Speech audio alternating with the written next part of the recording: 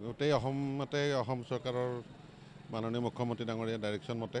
আপোনালোকে আছিলেই ইতিমধ্যে আমাৰ সাংবাদিক গোটেই বন্ধুসকলে আমাৰ প্ৰথম গুৱাহাটীৰ যোনটো central programme of distribution of যোনটো ছাবচিডাইজ মচুৰ দাল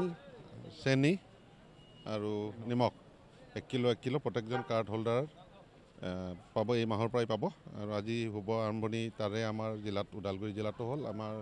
প্ৰায় যোনবিলাক আমাৰ ফেয়াৰ প্ৰাইচ চব আছে 1067 আছে আমাৰ জিলাত তো গোটেইখিনি দোকানতে আজি 10টা বজাৰ পৰা এই চেৰিমনিয়েল লঞ্চটো হৈ গৈছে ইতিমধ্যে আৰু আজি যোন আহে তেখেতসকলে প্ৰত্যেক কাৰ্ড দেখাই পেলাই চেনি মচুৰ দালি আৰু নিমখৰ 1 কিলো যোনটো ছাবচিডাইজেড 170 টকাত এই গোটেই 3টা সামগ্ৰী আজিৰ দিনত পাব আৰু অহা জানুৱাৰীৰ পৰা এইটো 100 টকাত এই 3টা সামগ্ৰীত পাব আৰু মই এটা বস্তু কৈয়ে দিওঁ আপোনালোকে মিডিয়াখিনি আছে যেতিয়া ইয়াত সেনেকুৱা নহয় যে কোনোবা আহিলে বস্তুটো ল'বই লাগিব কোনোবা যদি বিচাৰে অকল মচুৰ দাইল ল'ব পাৰে কোনোবা যদি বিচাৰে অকল চেনিয়ে ল'ব পাৰে বা কোনোবা বিচাৰিলে অকল নিমখো ল'ব পাৰে সেনেকুৱা ল'বই লাগিব বুলিও কথা নাই চ' মই সকলো ৰাইজক আহ্বান জনালোঁ যাতে এই সুবিধাটো আগবাঢ়ি আহে তেখেতসকলে সুবিধাটো ল'ব লাগে ধন্যবাদ আৰু কিবা আছে যদি যদি কোনোবা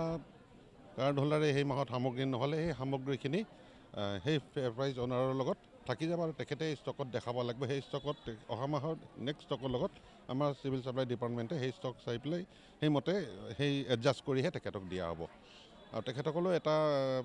1 কিলো বিক্ৰী কৰিলে তেখেতে 2 টকা এটা কমিশ্যনৰ ব্যৱস্থা আছে ইয়াত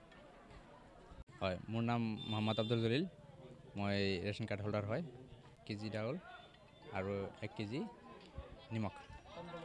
হয় 170 টকাত পাইছোঁ এতিয়াতো বৰ্তমান ভালেই অসুবিধা নাই আগলৈ মানে অলপ দামটো কমাই দিলে বেছি ভাল হয় আৰু 170 টকাত পাইছোঁ হয় আৰু কমত হ'লে মানে বহুত ভাল হয় আৰু ভালেই হ'ব